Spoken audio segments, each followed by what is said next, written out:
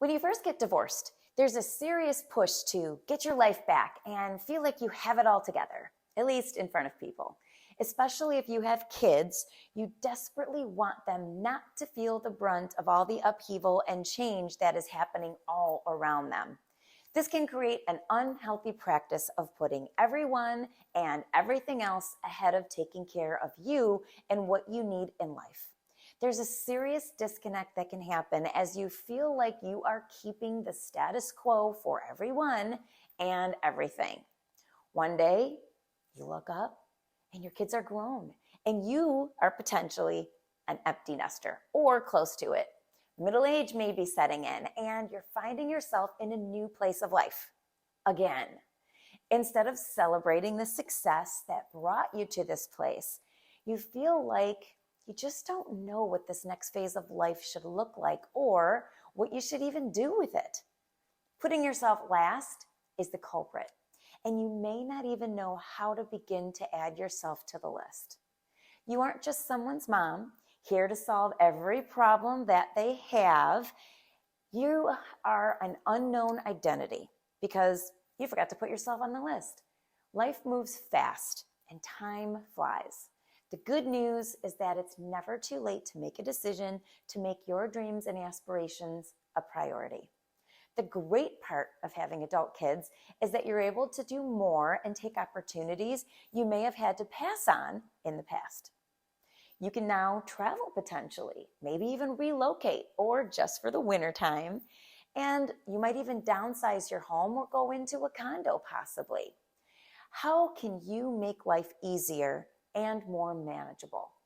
I'm sure just thinking about that causes you to imagine, if you downsize, would it be okay since you may be having all the holidays and need room for the kids to someday come back with their families?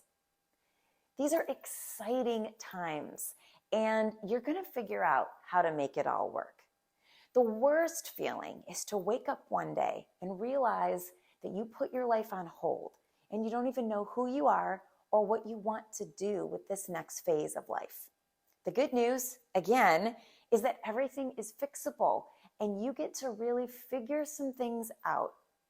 Maybe you can take that new job you didn't consider since it was too far from the school district, or the hours didn't quite work out for you to be able to do all the after-school driving to events or having dinner on the table on time.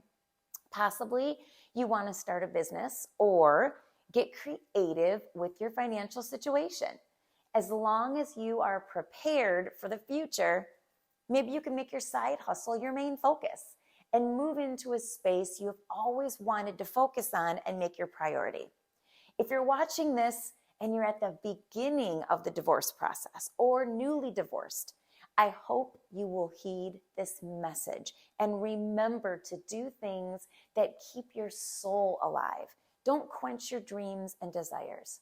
It's extremely healthy for your kids to see you taking care of yourself and doing things that keep you sane and model what independence looks like from an early age. Women are nurturers, typically, and we get a lot of our self-worth from what we give to our families. And while that's very admirable, we have to remember to put ourselves on the list. Let go of the notion that the world's going to turn off and it won't keep spinning if you aren't physically spinning it. God's been doing it for a long time and he really doesn't need any help. What he does need is you to be the person he created you to be and to add your amazing value to this world. Give it a try. I promise you'll like it.